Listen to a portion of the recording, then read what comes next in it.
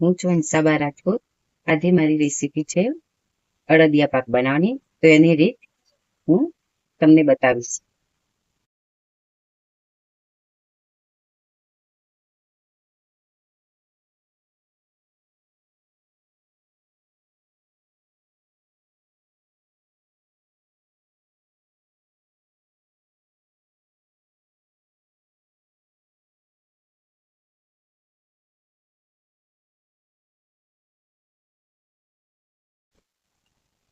પહેલા આપણે અડદની દાળને મિક્સરમાં ક્રશ કરી દેવાની.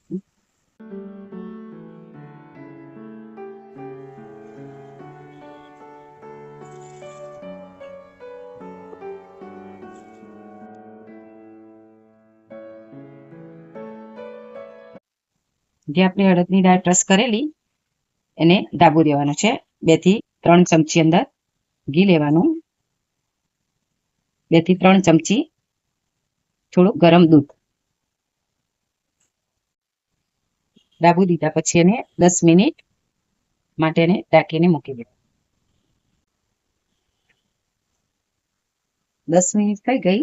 હવે એને ચાળણીથી આપણે ચાળી લઈશું, જેથી કરીને કણીઓ ના પડી જાય. સૌ પહેલા 250 ગ્રામ જેટલું ઘી લઈશું. આપણે 250 ગ્રામ જેટલું મેં અંદર ઘી લીધું. અડદનો લોટ હતો તે આપણે અંદર મિક્સ કરી દઈશું. એને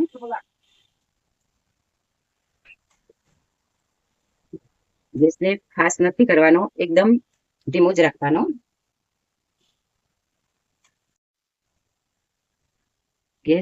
ગેસની આંચ એકદમ ધીમી રાખવાની, જેથી કરીને નીચે બળી ના જાય.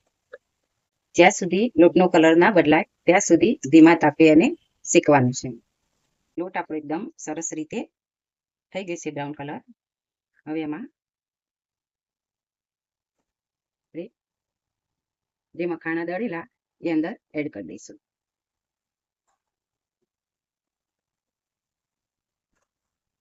અંદર ગોળ પણ એકદમ સરસ રીતે અંદર મિક્સ થઈ ગયું છે.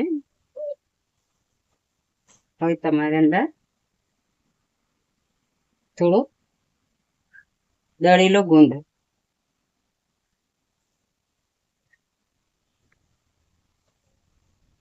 હવે જે પિસ્તા અને બદામ દળેલી એ પણ અંદર એડ કરી દઈશું. એકદમ પરફેક્ટ માપ સાથે આપણો અડદિયા પાક તૈયાર થઈ ગયો છે. હવે 1 તાસમાં એને ઠારી દઈશું.